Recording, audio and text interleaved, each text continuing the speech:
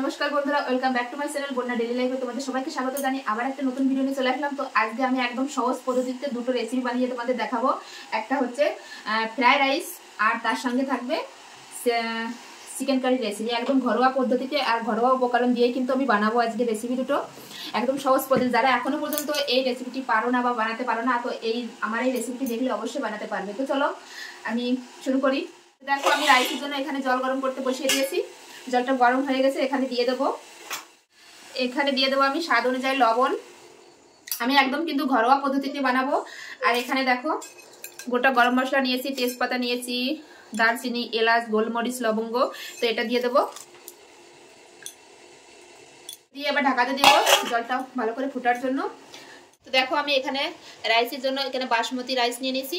Rice নিয়ে আমি ভিজিয়ে রেখেছি ভালো করে ধুয়ে।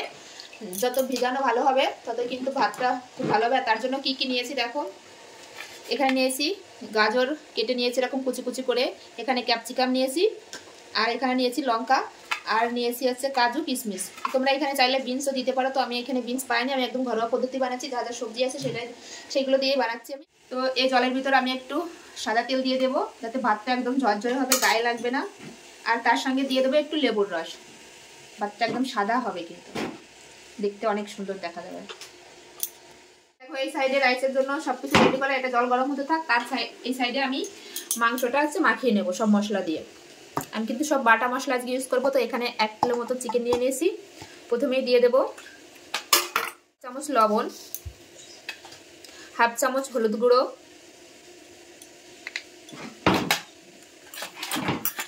এখানে একসঙ্গে আদা রসুন বাটা আছে, এটা দিয়ে দেবো। এখানে রয়েছে জিরে আর ধনে বাটা, এটা দিয়ে দেবো।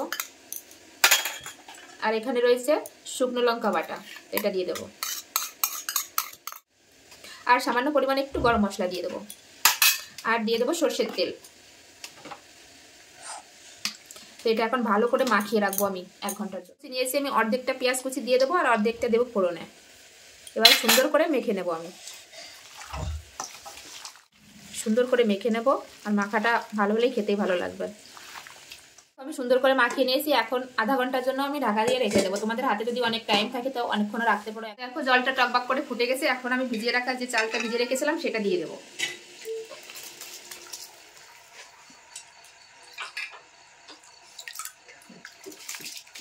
তো দেখো আমি চালটা পুরো দিয়ে দিয়েছি, এখন ঢাকা দিয়ে দেবো। দেখো এই সাইডে আমি কড়াই বসিয়ে দিয়েছি। এখন সবজি ভেজে নেবো ফ্রাইড রাইসের জন্য। প্রথমেই এখানে দিয়ে দেবো সাদা তেল।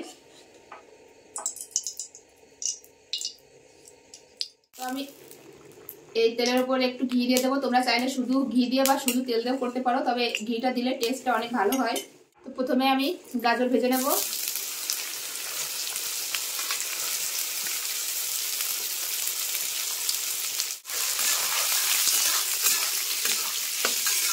তো দেখো এই সাইডে ভাতটা প্রায় হয়ে আসছে। দেখো কত সুন্দর লম্বা লম্বা হচ্ছে। দেখো বেশি নাড়াচাড়া করলে কিন্তু ভেঙে যাবে, সাবধানে নাড়তে।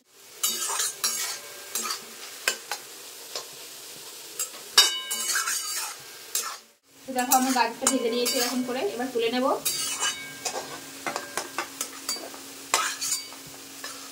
ওই তেলের ভিতর ক্যাপসিকাম আর এই লঙ্কা ভেজে নেবো একই পদ্ধতিতে। তো ক্যাপসিকাম আমি ভেজে নিয়েছি, এবার তুলে নেব। ওই তেলের ভিতর কাজু কিশমিশ ভেজে নেব।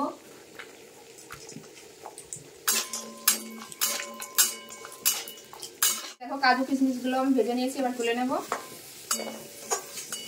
একই প্লেটের ভিতর সবগুলো তুলে নিচ্ছি আমি। দেখো আমার ভাতটা হয়ে গেছে।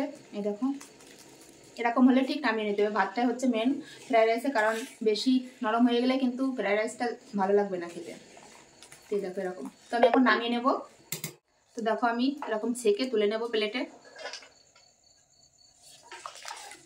এইভাবে আমি সব তুলে নেব। দেখো আমি ভাতটা তুলে আমি একটু ঠান্ডা করে নিয়েছি। এখন এই যে গোটা গরম মশলাটা দিয়েছিলাম এটা এখন তুলে ফেলে দেবো। আর ভাতটা দেখো কতটা ঝুরঝুরে হয়েছে। যে তেলের উপরে সবজিটা ভেজে রেখেছিলাম সেই তেলের উপরেই আমি বানাবো। এ দেখো একটু আদা কুচি দিয়ে দেবো। এবার আমি অল্প করে ভাত দিয়ে দেবো।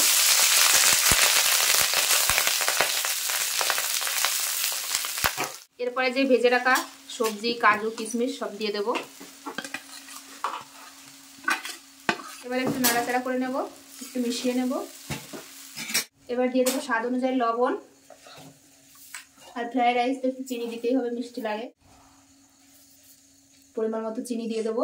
তো দেখো আমি সবকিছু ভালোভাবে মিশিয়ে নিয়েছি। এবার উপর দিয়ে দেবো গোলমরিচ গুঁড়ো, দিয়ে আবার ভালো করে মিশিয়ে নেব।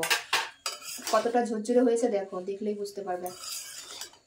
তো দেখো আমার ফ্রাইড রাইসটা একদম রেডি। আমি এখন তুলে নেব। আর কেমন হয়েছে দেখতে অবশ্যই কিন্তু কমেন্টে বলবে, একদম ঘরোয়া পদ্ধতিতে। হ্যাঁ দেখো, তো এখন আমি তুলে নেব, তুলে চিকেন কারিটা বসাবো।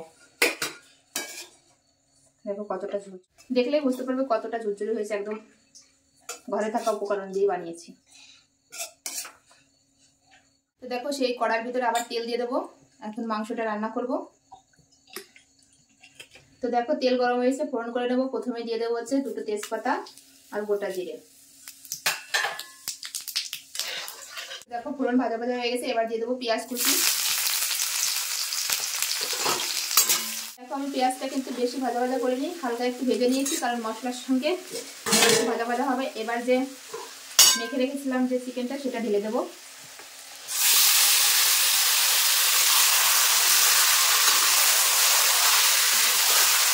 দেখো এইভাবে আমি ধীরে ধীরে সুন্দরভাবে কষিয়ে নেব, ঢাকা চাপা দিয়ে দিয়ে। তো এর উপর দিয়ে দেবো কেটে রাখা টমেটো, দিয়ে আরও সুন্দরভাবে কষিয়ে নেব। টমেটোটা গলছে, সুন্দর একটা কালার আসছে। এভাবে আমি ঢাকা দিয়ে একটু কষিয়ে নেব সুন্দর করে। দেখো মাংসটা কষাচ্ছি, তো দেখো কালারটা কেমন এসেছে, এখনই দেখে লোভ লেগে যাচ্ছে। তো দেখো ঢাকাটা খুলে দেখবো, আর একটু নেড়ে দেবো। দেখো মাংস থেকে কতটা জল বেরিয়েছে, এই জলে কিন্তু মাংসটা অর্ধেক সেদ্ধ হয়ে যাবে।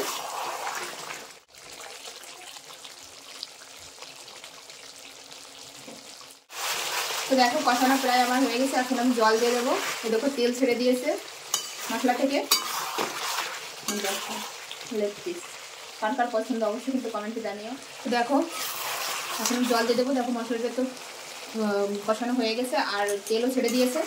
এখন আমি পরিমাণ মতো জল দিয়ে দেবো। আমি বেশি জল দেবো না, যেহেতু ফ্রাইড রাইসের সঙ্গে খাবো।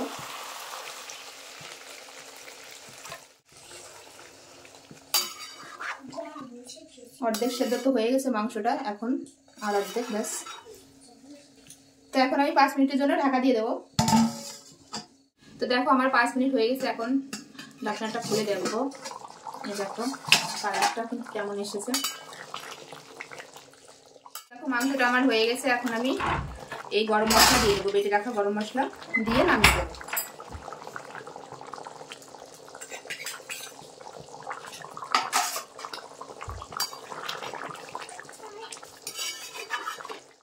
তো দেখো আমার রান্নাটা হয়ে গেছে, এখন আমি গ্যাস বন্ধ করে দেবো।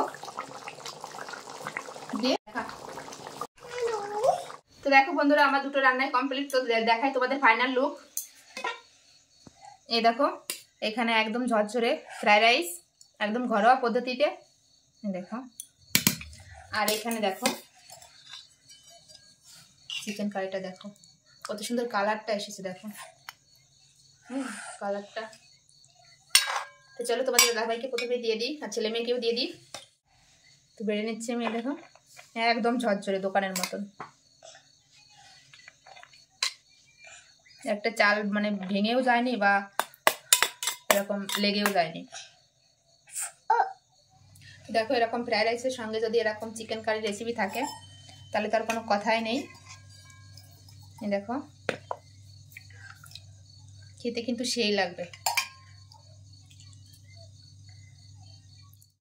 তো দেখো বন্ধুরা আমার এই দুটো রেসিপি কেমন লাগলো অবশ্যই কিন্তু কমেন্টে জানাবে। আর এরকম নিত্য নতুন রেসিপি দেখতে হলে অবশ্যই আমার চ্যানেলটি সাবস্ক্রাইব করতে হবে। তো আজকের মতো আমি ভিডিওটি এখানেই শেষ করছি। তো এখন আমরা সবাই মিলে খেয়ে নেবো, ছেলে মেয়ে এখানে বসেছে খাবার খেতে। তো সবাই মিলে খেয়ে নেবো, আর কেমন লাগলো কিন্তু জানাতে ভুলবে না কমেন্টে। আর চলো বাই।